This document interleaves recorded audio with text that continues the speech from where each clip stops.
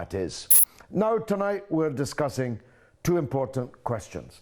The first is Yemen, where a Saudi-American assault upon the poorest country in the Arab world, one of the poorest countries in the entire world, is under intense bombardment. Thousands have been killed, thousands have been maimed, scores of thousands have been displaced as refugees inside their own country, and some of the most precious of the old city of Sana'a has been destroyed by the world's most expensive aeroplanes, firing the world's most expensive weaponry, coordinated by the world's most powerful country, the United States of America, and of course paid for by one of the world's richest countries, Saudi Arabia. And what it's all about, not many people could tell you. They certainly could tell you, if they had any sense, that the official story is not the real one, that this has nothing to do with religion, it has nothing to do with sect or confession. This is much more of an attempt by Saudi Arabia to defend what it feels are ever encroaching pressures upon it, which in truth are intrinsic, which are in truth endemic inside the nature of Saudi society. Its time has passed.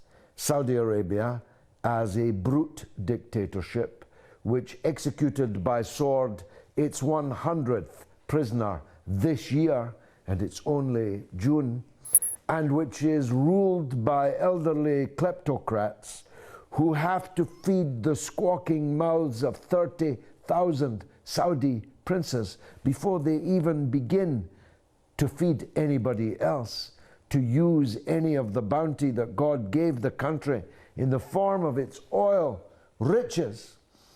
Saudi society will soon produce an upheaval which will overthrow this dictatorship once and for all. And this is an attempt in Yemen to forestall the forces, many of them, and many and varied, many and contradictory forces that will ultimately bring the Saudi regime down.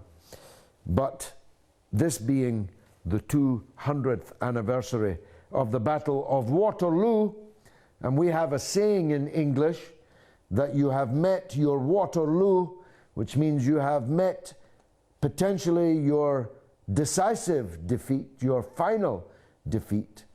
I believe that Yemen will be Saudi Arabia's Waterloo.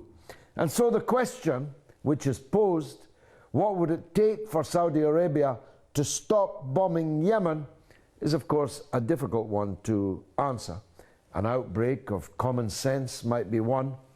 A decision by the United States of America that this was all too compromising to the United States' overarching interests elsewhere in the Persian Gulf and elsewhere in the Arab world. It might be that the Yemenis inside the Saudi armed forces, a very big percentage of the Saudi armed forces are Yemeni, may take matters into their own hand as they see their country being destroyed by the country whose uniform they themselves are wearing. That's why Saudi Arabia will never send soldiers into Yemen, not just because the Yemen irregular forces, the Ansarullah forces, who are the Houthi, and the army of Yemen, which is loyal to the previous president, Ali Abdullah Saleh, would beat them, but also because the army of Saudi Arabia cannot be depended upon, certainly not in pulverizing Yemen. And it's telling that neither the army of Pakistan nor the army even of Egypt will be going to fight on the ground in Yemen either. There are limits to what they feel they owe Saudi Arabia, and those limits definitely include entering ultimately what would be a losing and bloody and costly war with Yemen. Because I'm here to tell you that just like the Afghans, the Yemenis are pretty good at fighting, and some of them even enjoy it. So I don't believe that Saudi Arabia will prevail in Yemen. So I'm not sure what it would take for Saudi Arabia to stop bombing Yemen, except a realization that this was so.